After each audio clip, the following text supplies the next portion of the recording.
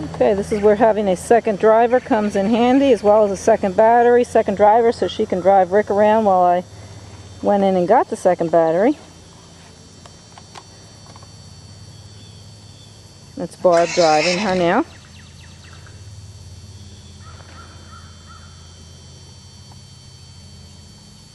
Brikki is actually doing quite well, and as you can see, Rikki doesn't mind at all. She knows her son's there and she knows he's safe. Here comes Barb. She's going to bring her back over and I'll get back up. Just letting her walk around and cool down while I have this going here. And oh, red light. She's letting her.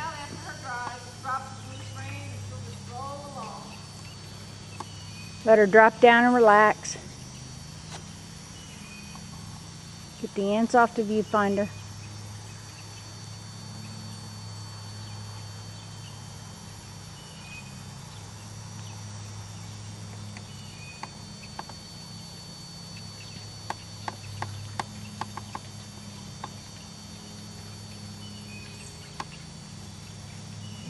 Driving her off with one hand now. Nice loose rein.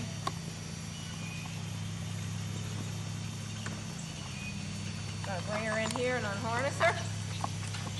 Take her down here and turn her around so she's facing the camera. Plus uphill, that way the cart can roll back off of it.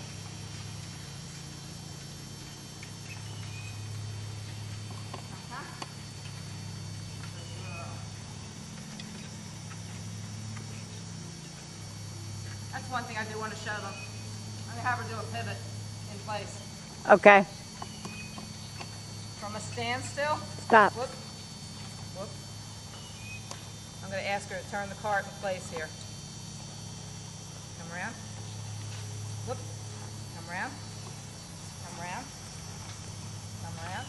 Come around. Come around. Come around. Come around. Come around. I got to let her go up a little bit because I got her in too close to the cones, but you can see how she can just turn this cart in place.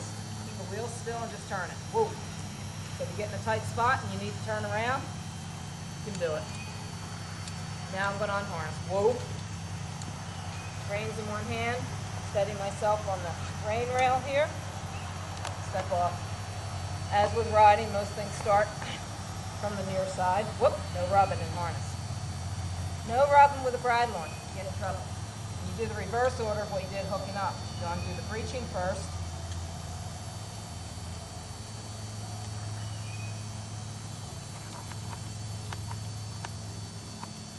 Buckle through the keeper so it doesn't flap. I'm going to undo the overgirth here. Always hold your reins. Yep. Over my arm here. So that if she were to move off, I can quick do that, but yet I still have them just in case I don't get that. I leave the traces till last. So go over here. Undo the breeching on this side. Again, I still have the reins. Is you tired, Mama? Not allowed to put her head down while she's doing this. Do not let them graze or put their head down to the ground because if they were to move forward, step on the reins, could have a nasty wreck here. We're not undone from the cart yet. Plus, it's good manners. Now I undo the traces. I'm on this side. I'll undo this one first.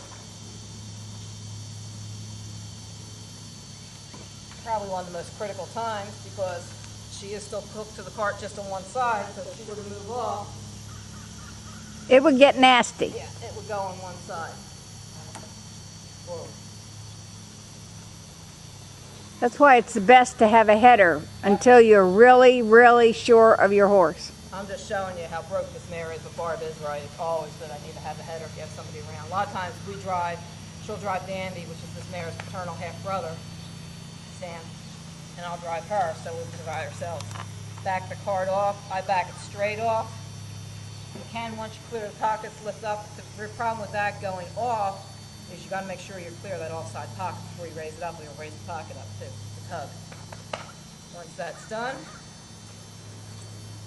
make sure everything's tucked up so that it's not going to fall off and drag or scare her. You can drive her off, line drive her right off, or you can put the reins up and attach them to the saddle, and walk off that way and lead her. It all depends on your personal preference. Another thing this mare can do here, that's TigerWoody helping underneath the cart. See if she'll do it for me in harness. We haven't asked her to do this in a little bit. Whoop, whoa.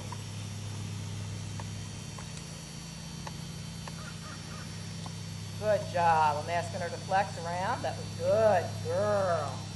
See if she'll give me the other ring. What a good girl. Okay. All right. Walk up.